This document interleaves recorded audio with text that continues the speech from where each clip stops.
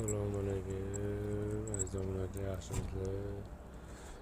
Saharlabda mana tunuka yopish xizmatlari mana avjiga qoldi. Mana 100 kvadrat tunukamiz mana tugadi inshaalloh. Kimga shunaqa xizmatlar kerak bo'lsa mana kontiner profildan rama holatlari bo'lgan. Mana strapl to'sinlari. To'sini ichida buni kontinerda ustiga profnasil qatirilyapti. Siliplarigacha qo'yilgan. Nariga obyekt mana. Buni ham yopdik 150 kvadrat. Bu ham kontiner profildan. Kimga shunaqa xizmatlar kerak bo'lsa aloqaga chiqaverasizlar. O'zbekiston bo'ylab xizmatlarimiz dastavkasi ichida. Mahsulotlar o'zimizdan. Profnasil olib berasiz, mana qatirib berish xizmati ichida.